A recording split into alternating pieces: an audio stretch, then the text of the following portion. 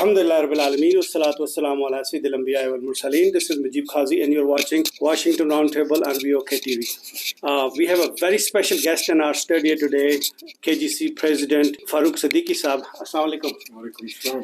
Thank you for being in the studio. We are going to talk about Kashmir seminar that is taking place on this Saturday on September 11th here in Dallas. We would try to understand the objective that we are trying to achieve from this conference, and there is a series of conferences that is taking place across the United States and Canada. And what is the purpose behind this a series of conferences, and what is it that we are trying to accomplish? Siddiqui Saab, I would like to ask, we see that Kashmiris around the world, particularly in the US, they host a series of protests and then the conference and then dialogues. What is it that we are trying to accomplish from these seminars and the conferences? So there are a couple of things. Thank you for having me here. To your question, there are a couple of things that I would like to clarify and make you aware about. What is the reason for the diaspora to continue to have these conferences and protests? The first idea is that we need to keep the awareness about Kashmir going. We need to keep it alive in the sense that the more and more the people around the world understand the reality of problem of Kashmir, the more and more it's going to help the Kashmiris and the resolution of this issue. So who are our target audience? Who are we trying to attract? The most important is that we would always try, as we are in diaspora outside India and Pakistan. So our audience mostly would be the Americans in the West and the Europeans in the West. And while these two power centers, we would also are looking for the Chinese to understand. But unfortunately, China is part of the problem of Kashmir. So, but our intention always is that we make the people of the world and the power centers around the world to understand what is exactly the problem of Kashmir.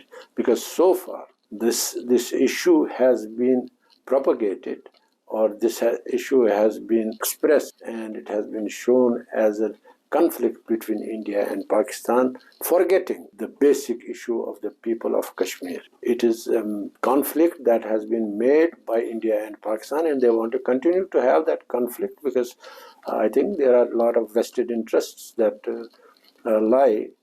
So our point would be always to keep the narrative of the Kashmiris and obviously the sovereignty of Kashmir that needs to be restored. So that is our awareness. And in this connection, we have two main things that one is, as you already know, is the creation of a representative character. And second now is because there seems to be some kind of dichotomy between the issues, how the West looks at occupation, like in Ukraine, and this similar way in Kashmir.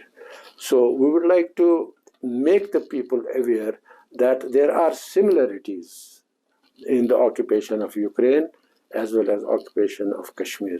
So that's what we are highlighting today. So primarily what I understand from the conversation, it's a campaign of awareness at the broader audience, people who are at the power centers, people who can make the difference of influence at the policy making here at the US, UN, at the European level. Exactly. Okay, fair enough. Now, my question is that, and I asked this question over and over to entire leadership of Kashmir. There is a perception out there in the diaspora or the people of authority that KGC has its own platform where it propagates for the independence. And there are several other organizations that are also fighting for the Kashmir. But the people who are at the decision making, they're confused that, okay, who is the true representative of Kashmir cause? How would you address that? It's a serious issue. Yeah, that's why I will come back to the same assertion which I made earlier, is that we are people here, which is a diaspora community. We are not the representatives of the people of Kashmir. We can only be representative of Kashmiri people if they represent us.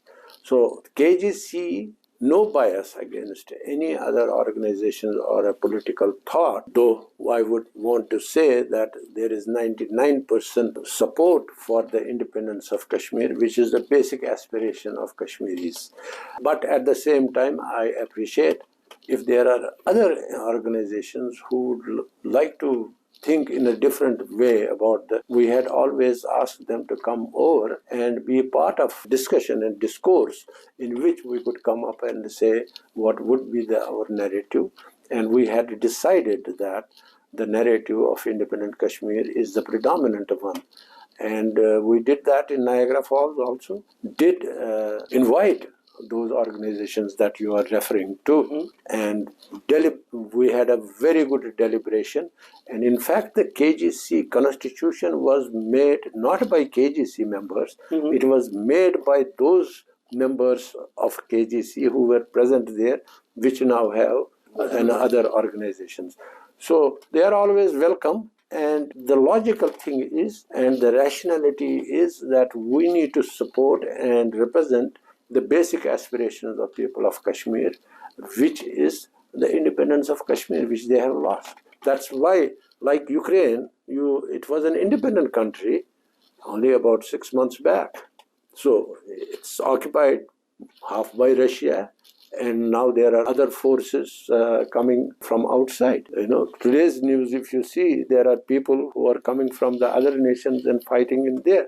So basically, about more than 1 million people have left Ukraine, who are Ukrainians, become refugees. Similar is the case with Kashmir. People have left, gone to Pakistan. There are refugees there. There is an occupation by India. There is an occupation by Pakistan. And they want to keep it that way. What the power centers also for the last 75 years have been given continuously this perception that Kashmir is a conflict between India and Pakistan, while even neglecting that there is an occupation of Kashmir by China also. So that perception, everybody looks at through that prism. But actually, the issue of Kashmir is the people of Kashmir. They have lost a country. So issue of Kashmir is the issue of the people of Kashmir, which belongs to them and the nation of Kashmir. Fair enough, understandably right. But at the broader scale, the public knows that it has been contested as an issue between India and Pakistan.